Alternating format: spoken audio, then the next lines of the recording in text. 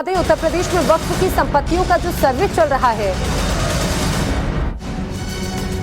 वक्फ की संपत्तियों के सर्वे पर अब रिएक्शन सामने आ रहे हैं। एआईएमआईएम अध्यक्ष असदुद्दीन ओवैसी ने इस पूरे सर्वे पर नाराजगी जताई है। ओवैसी भड़कते हुए नजर आ रहे हैं। यूपी के मुसलमानों को टारगेट किया जा रहा है।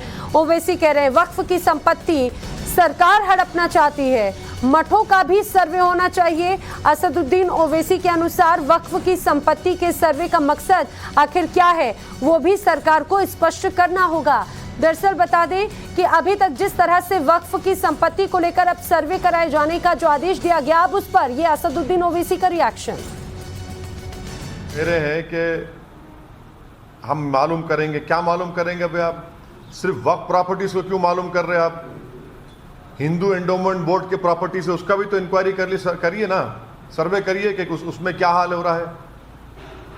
आखिर रुकेगा कहां बात? ये मैं शुरू से कह रहा था आपको कि देखिए ये मदरसा जो सर्वे कर रहे हैं, इसके पीछे इन लोगों की एक हरकत है, इनका एक साजिश है, एक मंसूबा है, दिन ब दिन सामने आ रहा है, दिन ब दिन सामने आ रहा है। तो आपको देखना चाहिए ना कि ये वक्फ जो है वो प्राइवेट प्रॉपर्टी नहीं हो सकती, ना वो गवर्नमेंट प्रॉपर्टी होती है वो। तो आप ये क्यों कर रहे हैं?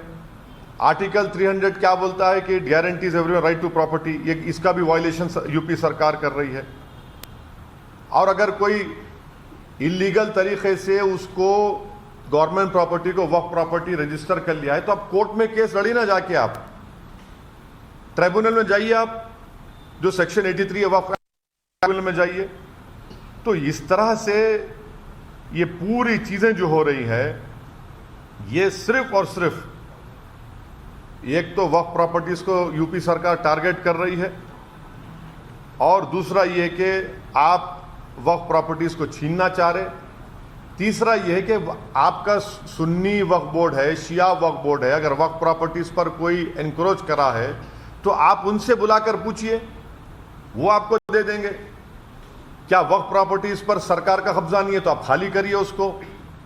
मगर इस तरह का एक टारगेटेड सर्वे करना ये बिल्कुल सरासर गलत है। सुनाइए, ज्ञान दीजिए अपने अपने एंकरों को, इस तरह भड़काऊ बातें मत करो एंकर में बैठकर एज एंकर। या अगर किसी पागल को या पागल बेवकूफ को बिठाते हैं तो उसको बोलने मत दो इस तरह से। ये तो एंकरों पर इनको बोलते हैं सर, भड़काऊ भाईजान बोलते हैं। अरे वो तो छोड़ दीजिए, वो सबसे ज्यादा नहीं वो मैं तो सबसे बदनाम मैं हूं, मगर यहां पर टीवी एंकर पर कहा गया है आपको अपने एंकरों को ज्ञान देना पड़ेगा। सोमित, अपने एंकरों को ज्ञान दो। अनेरी बोलो 9 बजे, ऐसा मत करो, थोड़ा ठंडे हो जाओ, बीपी कम करो, ये बोल रहे हैं ना। आप भी बोलिए प्रसाद साहब अपने एंकर को, मेरे से क्यों पूछ रहे हैं आप? आपने सर ट्वीट किया था श्रीनगर के जामा मस्जिद के ऊपर। कश्मीर पुलिस का कहना है कि वो तो कभी बंद नहीं हुई है। हाँ। फिर से कहा है कि नहीं वो बंद रही है। हाँ। क्यों वो पुलिस बोल रही है कि नहीं उसको बंद नहीं किया गया मशीन? नहीं देखिए जो हमारे सिन्हा साहब ने जो बात कही थी कि मीरवाइज उमर फारूक ना नजरबंद है ना बंद है, वो खुद ही तय करें कि वो करना क्या चाहते हैं। भाई मीरवाइज घर से निकल नहीं रहा है तो ये बात का क्या है? ये जितनी बात इनकी सच्ची है वो बात भी उतनी सच्ची है उनकी। सर हाल ही में आरएसएस चीफ ने एक बैठक बुलाई जिसमें मुस्लिम इंटेलेक्चुअल्स ने हिस्सा लिया है। कम्युनल हार्मनी इसका एजेंडा बताया गया। अब एक बात सुनिए ना, अगर हम तो नहीं थे उसमें, पर हम पर ही क्यों शक किया जाता है फिर? अब ये लोग जाकर मिले, इनसे पूछिए क्या बात करके आए आप। आरएसएस की आइडियोलॉजी सारी दुनिया जानती है, और आप जाकर आरएसएस से मिलते हैं तो ये जो मुस्लिम कम्युनिटी में ये लोग जो सो कॉल्ड इलीट तबका है,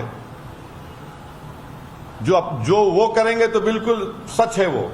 और हम अपनी लड़ाई पॉलिटिकल राइट के लिए, फंडामेंटल राइट्स के लड़ते हैं तो नहीं, हम बुरे हो जाते हैं। तो ये जो इलीट तबका है, जो अपने आप को बहुत ज्ञानी समझता है, जिनको रियलिटी से ताल्लुक ही नहीं है, कोई जमीन पर क्या हो रहा है उनको नहीं मालूम, जो आराम से अपनी जिंदगी गुजार रहे हैं, और आप जाकर मिलते हैं आरएसएस के चीफ से। ठीक है, आपका डेमोक्रेटिक राइट है।